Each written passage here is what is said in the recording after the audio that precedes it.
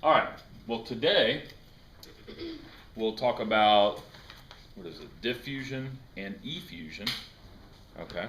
The first thing, and sometimes we kind of use those two terms interchangeably, but I want to make sure that we know the difference between diffusion and effusion. Let's say that I had a container full of cheap perfume, okay, and it was sealed up. And let's say that I sealed the room off here so that no new air could get in or get out. We're going to be okay. Still got some gas in here, some oxygen and all those other things. Let's say that I take the cap off, and other than myself, who's most likely to smell it first? Probably the ones that are closest to the source. But the reality is, when we talk about diffusion, when a particle leaves the container, it collides with other gas particles that are in that volume. So it won't necessarily take a straight path to its nose or nostril that it wants to go into. But actually it might take a little zigzag pattern. It may go in such a weird pattern that Ashley in the back smells it first before Nick smells it. It's possible. Not likely, but it's possible.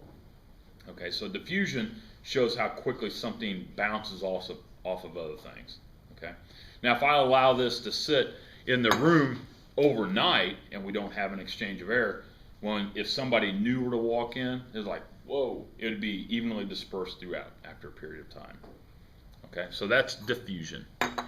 Effusion, if you take a look at the graphic that's on there, and there's a nice little definition on there. It says, and don't laugh, effusion is the passage of a gas through a tiny orifice into an evacuated chamber.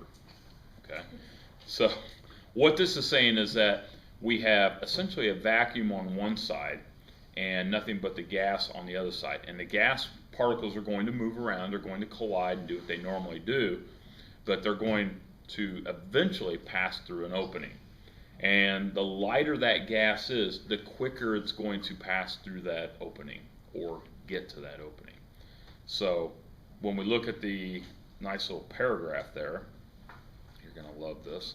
The rate of effusion of a gas is inversely proportional to the square root of the mass of the particles. Stated in another way, the relative rates of effusion of two gases at the same temperature and pressure are given by their inverse ratio of the square roots of the masses of the gas particles. You know what that's saying? The lighter you are, the faster you move. That's what that's saying. So if I'm comparing two gases, a heavy gas versus a light gas, the light gas effuses more quickly than the heavy gas. This is just technical jargon, or I'm sorry, scientific jargon. Okay, and the equation that's given there in the first box actually is the same one that's on your equation sheet, where it has the R1 over R2 is equal to the radical of big M2 over big M1. Okay, I just went ahead and explained what R1 and R2 actually are. And then in the second box, I went further to explain how the M2 and the M1 were placed where they're at. So when we look at the equation, okay, we're going to work with the rate of effusion for gas 1, the rate of effusion for gas 2 is equal to the inverse of the molar masses of those. Now, one thing that I want you to recognize is that rate 1 is on top, and the molar mass for that gas is on the bottom under the radical. And then rate 2 and the molar mass for that gas. Okay, so it's a diagonal. Make sure that we don't go straight across when we do this.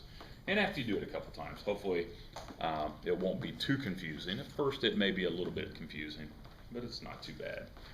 So, and another thing that I try to do, if I can, if I know the masses of the gases that I'm comparing, I want to try to make R1 the lightest gas of the two.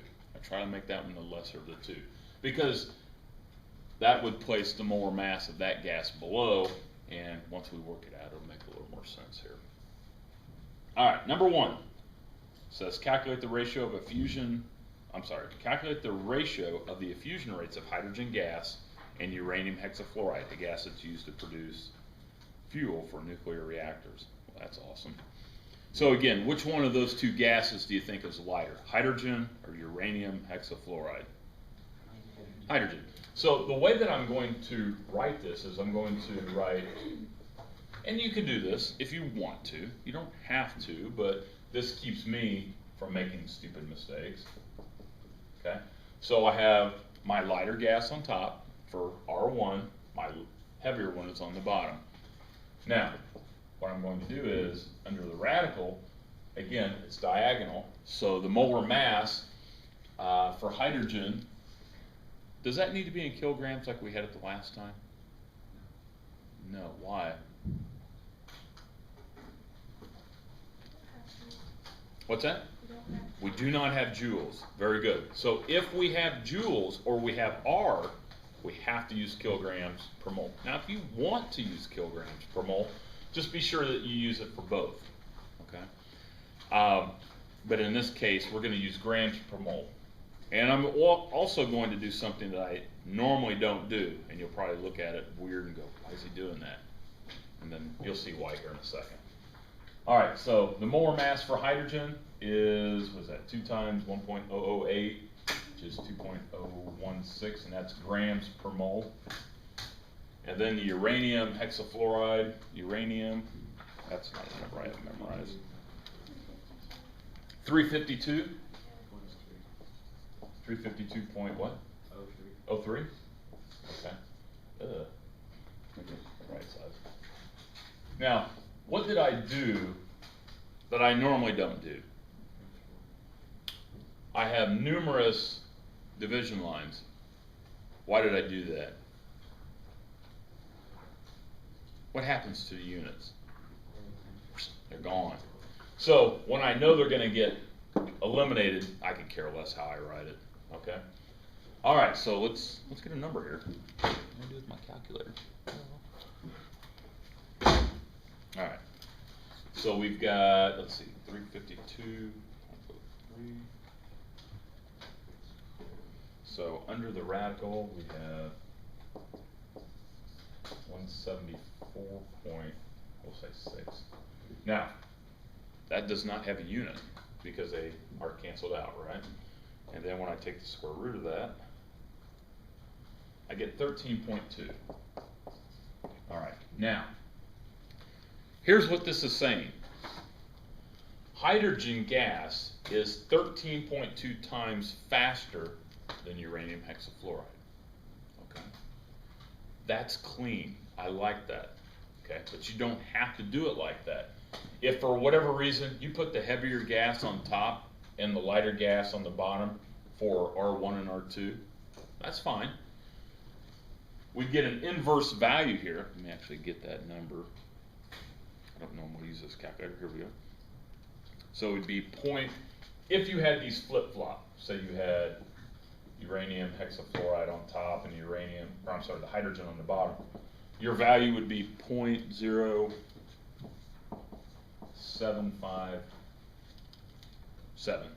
Okay? Now, this is what the statement would be saying. Uranium hexafluoride is that many times faster than hydrogen. Which means what about uranium hexafluoride? It's slower. Okay? Anytime you have a value less than 1, that means you're slower.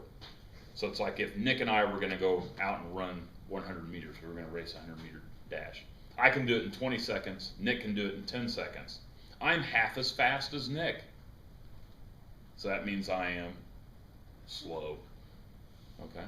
So anytime you get a value less than 1, don't freak out. Just double check and make sure that if you had your heavier one on top, it's still a true statement. Okay? It's just, it makes a little more sense to say that something's faster by having a value greater than 1. Okay, so it's not incorrect.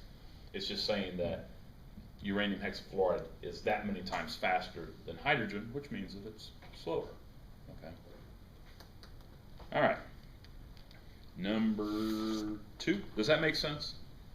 But again, it seems to make more sense. It seems more logical if I arrange it like this. Lighter gases are faster than heavier ones. Okay. Number 2, The effusion rate of an unknown gas is measured and found to be 31.5 milliliters per minute. And that's a volume, so that's a volume per time. Under identical experimental conditions, the effusion rate of oxygen is found to be 30.5 milliliters per minute. Here we go. If choices are methane, carbon monoxide, nitrogen monoxide, carbon dioxide, and nitrogen dioxide, what is the identity of this unknown gas? Okay. So we will be using the same equation here, except we know a couple things. Okay. We know that we have oxygen gas. We know the molar mass for oxygen gas. We also have the effusion rate for oxygen gas, and we also have the effusion rate for the unknown. Now, my goal is I don't want to have values in the denominator, so I want to try to make them in the numerator. So I know that I'm looking for the molar mass of this unknown, so I'm going to put monk on top. Okay, the molar mass of the unknown, and I'll put the molar mass of oxygen on the bottom. So where does that place oxygen on the other side for the rate? On top. Good. Now I don't know if oxygen is less or greater than, but I do know that I have the value for it. So I'll put the rate of the unknown on the bottom, because I want to make sure this is on top. Because I have these two values here, and I have the oxygen value, this is my one unknown. It's nice to have 3 of the 4 variables. That makes life so much easier. All right, so let's plug in what we know. So the oxygen is 30.5, and that is milliliters per minute. And you'll notice what I'm doing with my unit again. And the unknown rate is 31.5 milliliters per minute. And then under the radical, we don't know the molar mass of the unknown. The molar mass for oxygen is what? 32, so 2 times 16. So 32 grams per mole, and be sure to show that because that unit will be in our final answer. And you don't have to flip the moles and everything on the other side. Okay, so I'm not a big fan of having numbers that look like that. I like having one number, so let me do this real quick. So 30.5 divided by 31.5 is equal to 0.96. I'm sorry, yeah, 968. Let's not round that too much. And that is equal to monk over 32. Okay. I need to get rid of that radical. What do I need to do? Square everybody. So if I do it on one side, I got to do it on the other side. Okay? So to get rid of the radical, I need to square everything. So I'm going to square that value. So that is now 0.9375. Yeah, we'll leave it at 5. And now that gets rid of this over 32. Okay. So how do I find the unknown? This is your one time you get to cross multiply in chemistry. Bring it up. Okay. So now, move it over. Put a big line there. So mass of the unknown is equal to, isn't that pretty? Follow the lines. 0.9375 times 32 grams per mole. Anybody get a number for that? 30 right on the button, right? So 30 grams, oops, too many. 30 grams per mole. So now we go to the list and we want to identify who this is. And methane has a molar mass of what? About. Carbon's 12 plus each hydrogen, there's 4 of those, so about 16. Methane's out.